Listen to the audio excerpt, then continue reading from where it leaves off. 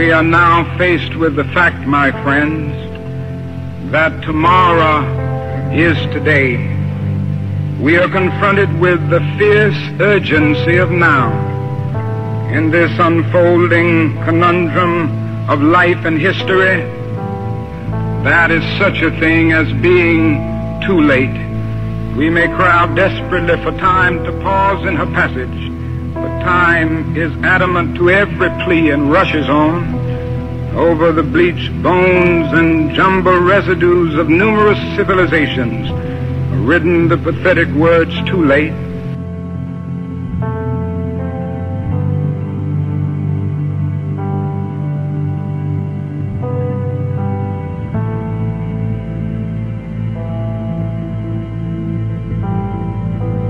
As we went over Maine, we could see New York City and the smoke from the fires. Our prayers and thoughts go out to all the people there and everywhere else. Here I'm looking up and down the East Coast to see if I can see anything else.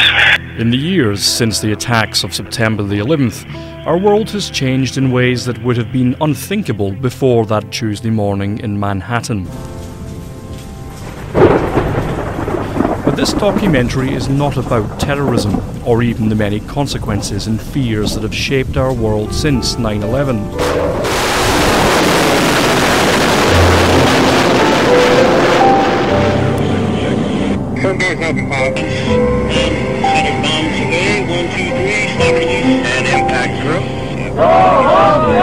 We're here for your fucking freedom! So back up right now!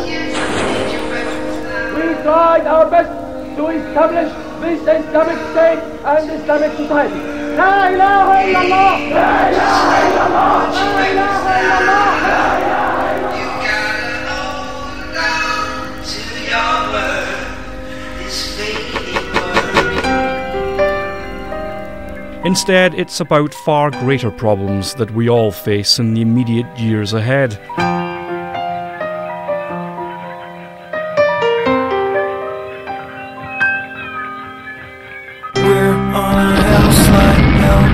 Help us, As evidence, this film pulls together the most up-to-date information available on economics, resources and the environment from government, the military and major organisations. The aim is to expose a very different reality from conventional wisdom by unmasking uncomfortable facts hidden in plain view. At this film's heart lies a very simple truth. The human mind is infinite in desire, but the world is finite in supply. This documentary's aim is to inform rather than preach, educate rather than indoctrinate.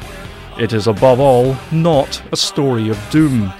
It's a story of hope that knowledge can trump apathy, that our generation can be the first to stop the cycle of abuse of each other and the world around us. At that fateful moment, the world was divided into winners and losers. The alternative is to risk going backwards, to never reach the stars and our full potential.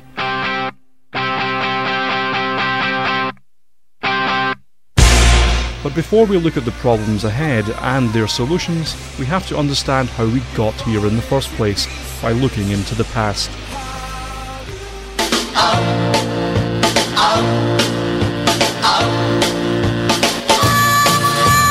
The year was 1962. America was in its golden age. As US President John F. Kennedy landed in Houston, the talk was of a British music invasion, fears of a Soviet invasion, and as JFK was about to reveal, the conquering of a new frontier, space. We choose to go to the moon. We choose to go to the moon.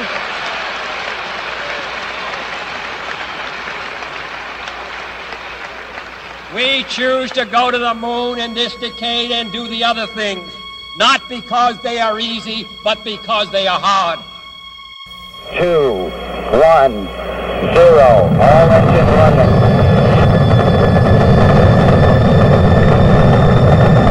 Liftoff, we have a liftoff, 32 minutes past the hour. Liftoff on Apollo 11.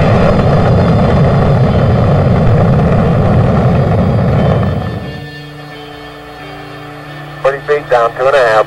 6 Fake shadow. 4 forward. 4 forward. Drift into the right a little. Down a half. Contact light. Okay, engine stop. Listen, Tranquility Base here. The Eagle has landed. Roger, Tranquility. We copy you on the ground. You got a bunch of guys about to turn blue. We're breathing again. Thanks a lot. The July 1969 moon landing was the crowning achievement of the industrial age. There were grand plans to build a moon base and use it as a launch pad to Mars by the 1980s. Moon rocks were even believed to be filled with abundant clean energy that could fuel the United States alone for a millennium. Now step off the limb now. That's one small step for man. One giant leap for mankind. But with the Cold War enemy of the Soviet Union humbled in space, the American government and public lost interest. The astronauts were reduced to playing to the cameras. They sped around on moon buggies, bounced around on the moon's surface, But I'm going to try a little sand trap shot here. and practiced their golf swing. It looked like a slice to me, Al. Miles and miles and miles.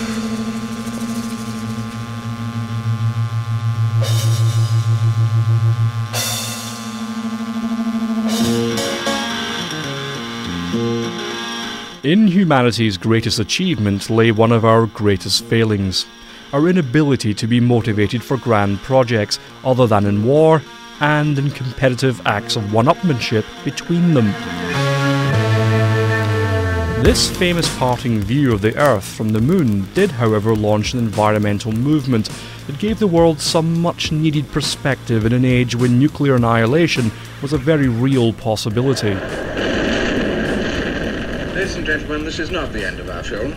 However, something very much like this could happen at any moment. We just thought we ought to prepare you and more or less put you in the mood.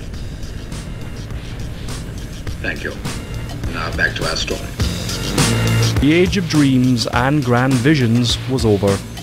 America had, however, once again proved its leadership credentials, and in the years that followed, its stripped-down space program continued to make our world a smaller and more interconnected place. Global communication satellites boosted economic globalization, making our instant communication world of today possible. Designed in such a way that from the very back of the auditorium you could clearly hear a whisper from the center of the stage. Standing here today in that same theatre, a British Telecom cell net phone will carry a whisper to your bank manager, your office, your brother in Australia, in fact, to any one of 500 million telephone subscribers throughout the world. In that interconnectivity lay great opportunity, as well as great risk. The world was about to repeat on a global scale the economic policies of a much more innocent time, the roaring 1920s. A time with disastrous consequences that we look set to repeat on a worldwide scale.